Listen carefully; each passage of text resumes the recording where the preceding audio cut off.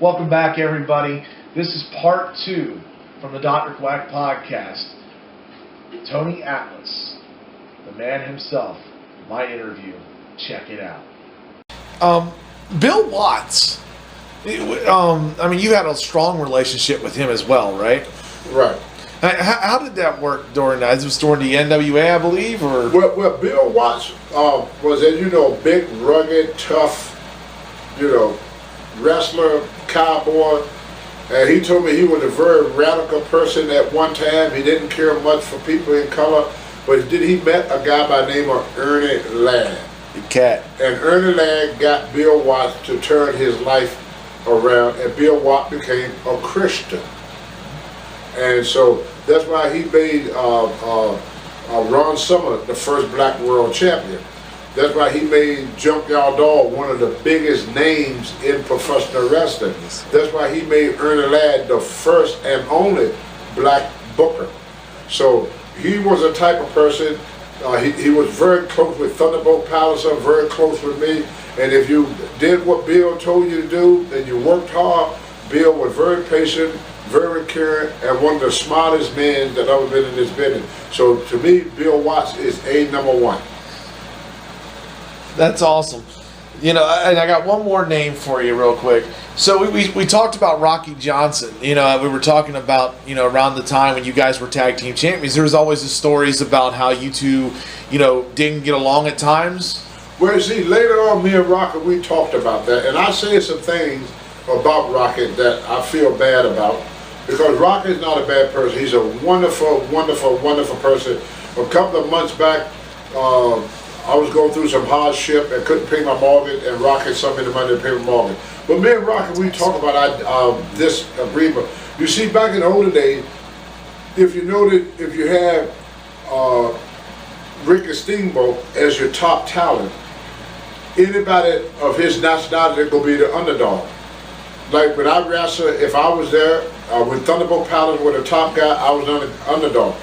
And Vince McMahon, for the first time in wrestling history, he took 2 top black athletes and put them on top together. So each athlete would try to beat the other one out because we knew that they only had room for one black person on top. That's why when Wahoo McDaniel was the big guy down in Mid-Atlantic, there was if another Indian came in, he was a jobber. When I was in WWF, me and SD got along great because I was the top guy. SD was the undercard guy. So it was always like that. If you look all through wrestling, Mr. Fuji, he was the top Japanese, so every other Japanese was underneath him. And the only time they did it with Mr. Fuji, they put Saito with him. So they did it with, Vince was the first to put 2 top stars together. So it caused a little friction at first, but then later on with me and Rocky, we talked, and like I say, I feel bad about some of the things I said about him, and I'm sure he feel bad about some of the things that he said about me, because we was in competition against each other to be that guy. So when I saw Rocky, I knew I had to beat him out to keep my hot spot. When Rocky saw me, he knew he got to beat me out. So we was automatically pivoting against each other because we knew there was only one room at the top, room for only for one at the top. So later on, we wish that we could have handled it differently, but during that time, that's how it was. So I got to ask one more. I got 2 questions left. First one, we talked about Mr. Fuji. He has been known to be a great ribber. Did he ever rib on you? He always liked me because Mr. Fuji was one of my trainers. He helped train me. But I remember one time when the Don Morocco first broke into the business, and a lot of guys were picking on him, and Fuji didn't like it. So Fuji was driving home one night. He saw a dead dog on the side of the road. So he picked up the dead animal or whatever it was and wrapped it up in a towel. And all the guys that was messing with Morocco, he invited them over for a barbecue. And Fuji was an excellent cook. I mean, a great cook. So he cooked up this roadkill. And all the guys were sitting there eating, and Mr. Fuji said, "Oh, brother, you like You like Mr. Fuji cooking? Oh, very good, Mr. Fuji. Very good, Mr. Fuji. You like the barbecue? Oh, very good, Mr. Fuji. What about the beer? You want more beer? Oh, no, Mr. Fuji. We full. He said, you really like my cooking? Oh, we love your cooking, Mr. Fuji. He had a dead animal behind him, and he pulled out the head and showed us, so you like roadkill. Then another rib that he did to a guy. The guy used to always come in, Ron Shaw, used to always come in and bum shampoo. And so Mr. Fuji took some shampoo and pulled half of it out, and he urinated in the other half. Shook it up, and when Ron came to ask for that shampoo again, Mr. Fuji gave him that shampoo, and all the boys were laughing because he was shampooing with urine, which have a little bit of shampoo in it. Another rib that Fuji would pull on guy, he would get a cookie that had LSD in it. And you eat the cookie, and all of a sudden the room started spinning on you. And then another guy that Fuji didn't like, he was leaving the territory, and Fuji would get combination locks and put it on his coat. So he had some, if you did something to Fuji, he would get you back. But as long as you didn't do nothing to him, you was okay. He never did nothing to me, because like I say, he helped train me. He was one of my mentors when I broke into Mid-Atlantic. What advice would you give to someone wanting to get into the business? Don't. I'm serious, because see, when I broke in, they had maybe 20 or 30 territories. So if I didn't make it with Mid-Atlantic, I'd go to Florida Championship Wrestling, Georgia Championship Wrestling, Mid-South, WWF, AWA, Globe, Pacific. They have a lot of opportunity for a guy to make it as a wrestler.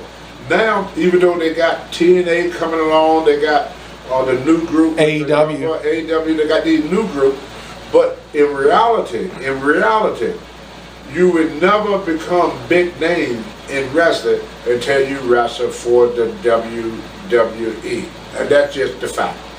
They're the largest, most well-known company in the world. Until you walk into a WWE, because I know every time I do an interview, nobody asks me about Georgia Champion Wrestling, nobody asks me about AWA, nobody asks about NWA.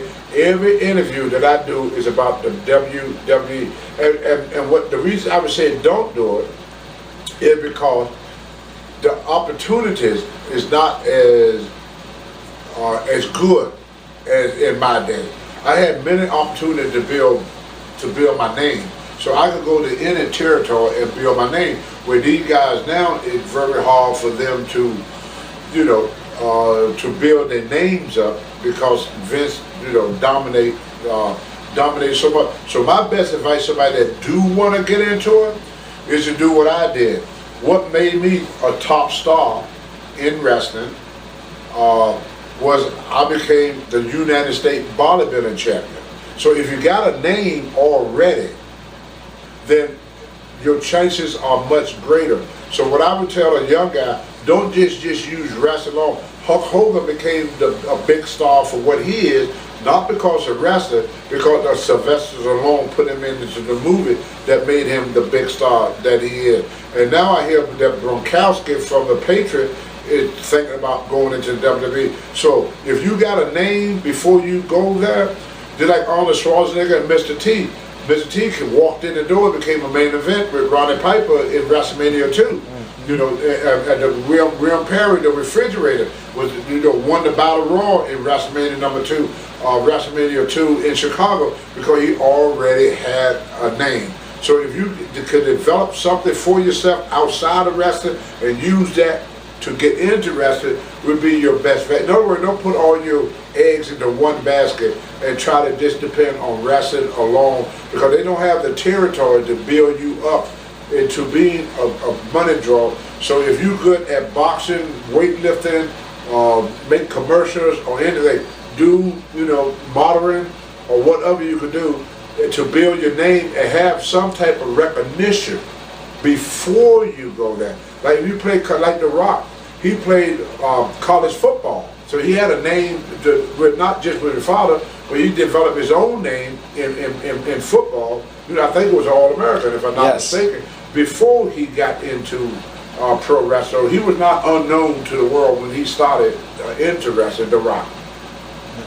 Well, I just wanted to thank you for coming on. I'm really happy to have you, and I appreciate it so much. That is it, folks. That is my interview. Come on out. And if you don't listen to this program, I'm going to jump down your throat, tap dance on your liver, and dare you hard to beat. I got the African soup bowl right here, baby. I'll get you. Come see him Saturday down here in Austell, Georgia. Stranglehold Championship Wrestling. Call to arms. Wrestling have not affected me. Wrestling have not affected me. Wrestling have not affected me. All right.